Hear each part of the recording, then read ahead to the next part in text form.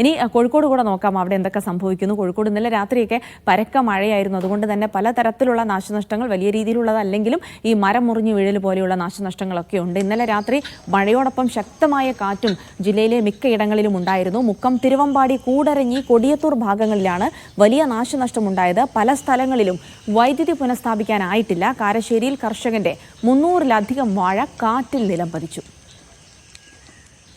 ദൃശ്യ പുതിയടത്ത വിവരങ്ങൾ നൽകും. ദൃശ്യ, ഇന്ന് രാവിലെയൊക്കെ നല്ല മഴ തന്നെയായിരുന്നു ഓഫീസിലേക്ക് വരുന്ന സമയത്തൊക്കെ. അപ്പോൾ ആ മഴ അതുപോലെ തന്നെ തുടരുന്നുണ്ടോ? മാത്രമല്ല, ഈ മലയോര മേഖലകളിലൊക്കെ വലിയ നാശനഷ്ടം, പ്രത്യേകിച്ച് കൃഷിയൊക്കെ നാശത്തിലായി എന്നുള്ള റിപ്പോർട്ടുകൾ കൂടെ വരുന്നുണ്ട്. എന്തൊക്കെ വിവരങ്ങൾ നൽകാനാകും മഴയുമായി ബന്ധപ്പെട്ട്?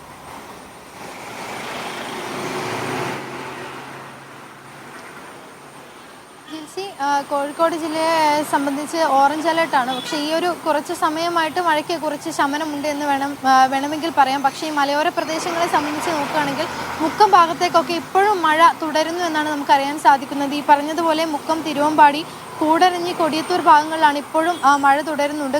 ഇന്നലെ രാത്രിയൊക്കെ ശക്തമായ കാറ്റുണ്ടായിരുന്നു. കാരശ്ശേരിയിൽ ഒരു കർഷകൻ്റെ, സുബിൻ എന്ന കർഷകൻ്റെ 300ഓളം വാഴകളാണ് ഈ കനത്ത മഴയിലും കാറ്റിലും നഷ്ടപ്പെട്ടിട്ടുള്ളത്. ഈ ഒരു മാസത്തിനുള്ളിൽ കുലയ്ക്കാനായ അല്ലെങ്കിൽ അത് വിളവെടുക്കാനായ വാഴകളായിരുന്നു. അതിപ്പോൾ 300ഓളം വാഴകളാണ് ഇന്നലത്തെ രാത്രിയിലുണ്ടായ കാറ്റിൽ നഷ്ടപ്പെട്ടിട്ടുള്ളത്. ഈ മലയോര പ്രദേശങ്ങളിൽ തന്നെയാണ് ഇപ്പോഴും മഴ തുടരുന്നു എന്നുള്ള വിവരങ്ങൾ നമുക്ക് അറിയുന്നത്. ഈ നഗരപ്രദേശങ്ങളെ അപേക്ഷിച്ച് മഴയുടെ അളവ് കുറഞ്ഞിട്ടുണ്ട്. ഇപ്പോൾ ഒരു ഇടവേളയുണ്ട്. ഈ രാവിലെയൊക്കെ നമ്മൾ വരുന്ന സമയത്തൊക്കെ മഴ ശക്തമായിട്ടുണ്ടായിരുന്നു. രാവിലെ നമ്മുടെ ലൈവിലൊക്കെ മഴയുണ്ടായിരുന്നു. പക്ഷേ ഇപ്പോൾ കുടയെടുക്കാതെ നിൽക്കാൻ പറ്റുന്നൊരു സാഹചര്യമാണ്. മഴയില്ല. അല്പസമയം മുൻപ് വരെ മഴ പെയ്തിരുന്നു.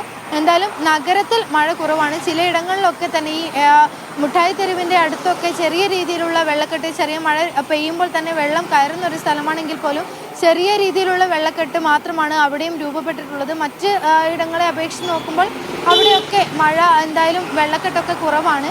ഇന്നലെ രാത്രിയിലുണ്ടായ കനത്ത കാറ്റിലും മഴയിലൊക്കെ ചിലയിടങ്ങളിൽ മരം കടപുഴകി വീണും പോസ്റ്റ് മറിഞ്ഞു വീണും ഒക്കെയുള്ള ചെറിയ ചെറിയ അപകടങ്ങൾ മാത്രമാണ് ഉണ്ടായിട്ടുള്ളത് എന്നാണ് ആശ്വാസകരമായ ഒരു കാര്യം. പക്ഷേ ഈ മുക്കം ഭാഗത്തേക്ക് നോക്കുകയാണെങ്കിൽ മഴ ഇപ്പോഴും തുടരുകയാണ്. അവിടെ ഇപ്പോഴും ഇന്നലെ രാത്രിയിലുണ്ടായ പോസ്റ്റൊക്കെ മറിഞ്ഞു വീണുണ്ടായ അപകടത്തിൽ ഇന്ന് ഈ സമയം വരെ വൈദ്യുതി പുനഃസ്ഥാപിക്കാൻ സാധിച്ചിട്ടില്ല എന്നാണ് നമ്മൾ മനസ്സിലാക്കുന്നത്. നമ്മൾ ആ ഒരു പ്രദേശത്തൊക്കെ തന്നെ ഇപ്പോഴും വൈദ്യുതി ഇല്ലാതെ തുടരുകയാണ്. എന്തായാലും ആ പ്രദേശത്ത് ഇപ്പോഴും മഴ തുടരുന്നുണ്ട്. ഈ ഒരു ഭാഗത്തേക്ക് നോക്കുകയാണെങ്കിൽ മഴയ്ക്ക് അല്പം ശമനം ഉണ്ടായിട്ടുണ്ട്. ജിൽസി.